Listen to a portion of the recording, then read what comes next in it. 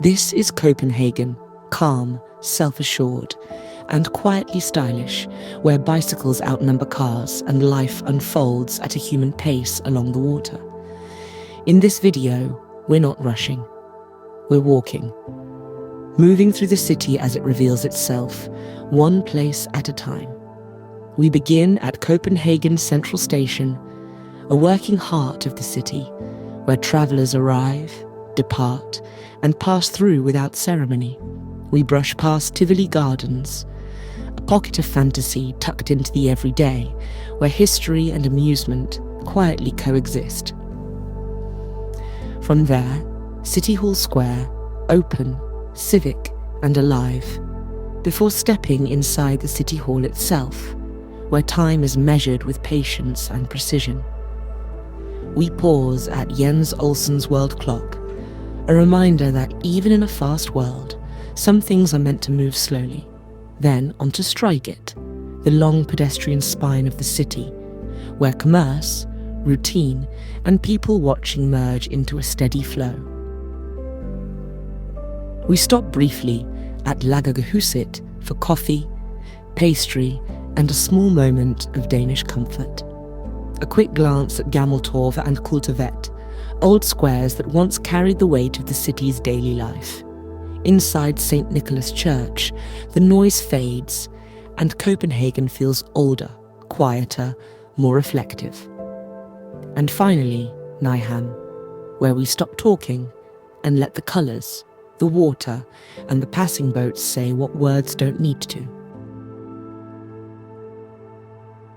We start our journey with Copenhagen Central Station.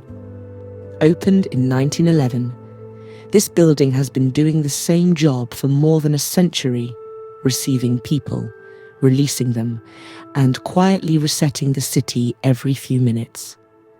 Trains arrive from across Denmark, from Sweden, from Germany. Some passengers are here for a lifetime, others for a weekend. Most are somewhere in between.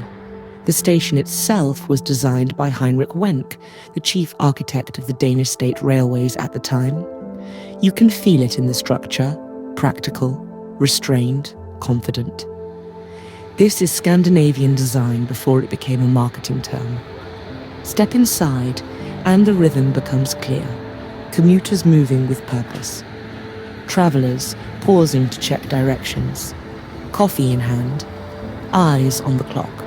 More than 100,000 people pass through here every day, making it one of the busiest transport hubs in Denmark. And yet, it never feels frantic. There's a calm efficiency to the flow. No raised voices, no drama, just motion. Above the platforms, the old station hall still holds onto its original character. High ceilings, arched windows, light filtering in even on grey days. A quiet reminder that this place was built to last, not to be replaced every decade. Outside, Vesterbro waits. Inside, the city rearranges itself. This is where Copenhagen begins for many people. Not at a landmark, not at a postcard view, but here, among suitcases, tickets, delays, and departures.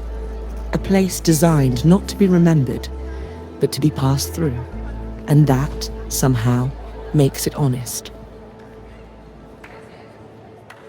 Tivoli Gardens has been standing here since 1843, quietly defying the idea that amusement parks are supposed to grow old. Opened by Georg Carstensen, it's one of the oldest operating theme parks in the world, and still woven into the daily life of the city. By day, it waits behind its gates. By night, it transforms. We don't linger here just yet. That story belongs to another video, one told later, after night falls and the Christmas lights begin to glow. City Hall Square, or Rådhuspladsen, is where Copenhagen opens up and exhales. Wide, public, unapologetically civic. This space didn't always look like this. In the 1800s, This area sat at the edge of the old city walls, used as a haymarket and gathering ground. When the fortifications came down, the city expanded, and this square became its front door. Today, it's a crossroads for protests, celebrations, commuters, and visitors trying to get their bearings. You can feel the movement here. Buses cutting across, bicycles threading through gaps, people meeting under the open sky. At the edge of the square stands Copenhagen City Hall, completed in 1905, designed by architect Martin Nyrop. It's built in the National Romantic style, a deliberate choice, red brick, copper roofs, heavy lines, meant to express something solid and distinctly Danish. The tower rises more than 105 meters, making it one of the tallest buildings in the city. Its inspiration came not from the north, but from Italy, particularly the medieval City Hall of Siena. A reminder that Copenhagen has always looked outward, even while defining itself. Inside, the noise drops away. The City Hall courtyard feels removed from the square, sheltered and inward-facing. Light reflects off brick walls and tall windows. This is where governance slows down, where decisions are discussed, debated, delayed. The building still functions as the seat of the municipal government. Weddings are held here. Meetings happen here. Bureaucracy, in its quiet, everyday form, continues uninterrupted. Nothing flashy, nothing rushed. Above us, time is measured with patience. Around us, history blends into routine.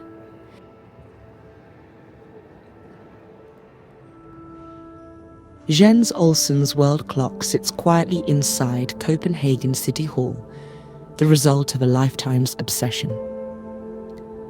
Olsen, a locksmith by trade, spent over 40 years calculating its movements, beginning in the 1920s, long before the clock itself was ever built. The mechanism was finally completed and installed in 1955 after Olsen's death. He never saw it finished.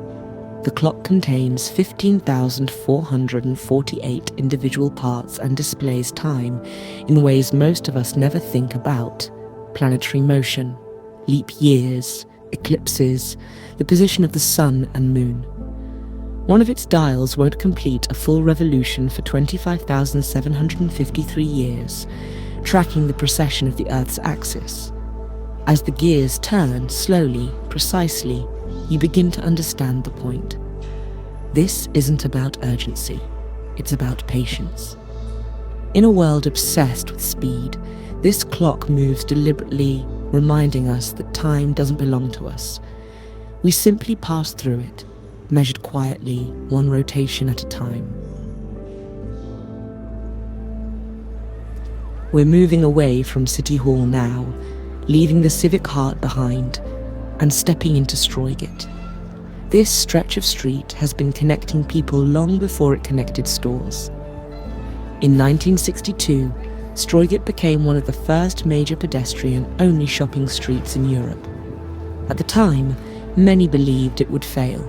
Too cold, too quiet, too inconvenient. They were wrong.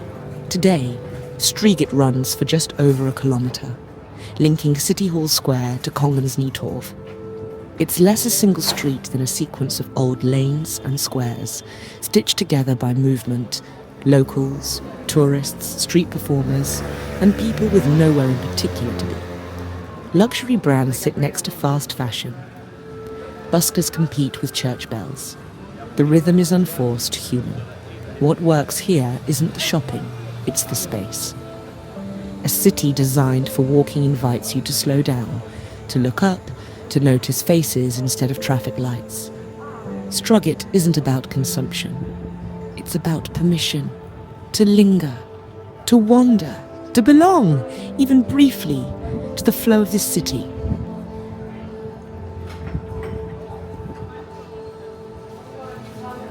We stop briefly for a break, a coffee, a Danish, a moment to stand still. Lagkagehuset is one of Denmark's most familiar bakeries. Founded in 1991 by a group of Danish bakers who took their craft seriously. The name means Lagkagehuset, a nod to tradition rather than trend. This is everyday Denmark. Rye breads, laminated dough, butter that doesn't apologize. Pastries made to be eaten, not photographed. Copenhagen runs on small rituals like this. A warm bite, a strong coffee. Then back to the street. Nothing indulgent, nothing rushed, just enough to keep going. After the break, we step back into the city and find ourselves at Gammeltorv, the oldest square in Copenhagen. For centuries, this was the city's main marketplace.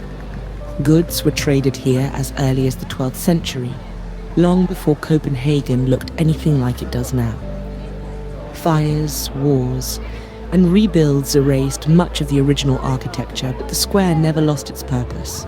At its centre stands the Carrot Well, added in 1608, the oldest fountain in the city, still quietly marking time. We don't linger long. Just a few steps away is Kultorvet, once a market for charcoal and firewood. Today it's lighter, more open, a reminder that cities survive by changing, not by standing still. 2 squares, different centuries, same street. In the distance now, we see St. Nicholas Church, and as we get closer, the city begins to quiet down. This church has been standing here, in one form or another, since the early 13th century. Dedicated to St. Nicholas, the patron saint of sailors and merchants, it makes sense that it rises near what was once Copenhagen's busy harbour. This was a city built on trade, on movement, on the sea, and this church was meant to watch over all of it. The building you see today carries the weight of survival. Fires swept through Copenhagen multiple times, most notably in 1795, leaving St. Nicholas heavily damaged. What remained was rebuilt, reshaped, adapted, because that's what cities do when they refuse to disappear. Step inside, and the atmosphere changes immediately. The noise drops. The pace slows. Time stretches. St. Nicholas stopped functioning as a regular parish church in the early 20th century, and today it serves a different role, part cultural space, part historical marker. Exhibitions come and go. Art replaces sermons. But the walls still remember why they were built. Above us, the tower once served as a lookout for fires, its height offering early warnings to a city made mostly of wood. From here, guards could see danger coming long before the bells needed to ring. And those bells mattered. They called people to prayer. They marked disasters. They kept order in an unpredictable world. What makes this place powerful isn't grandeur, it's restraint.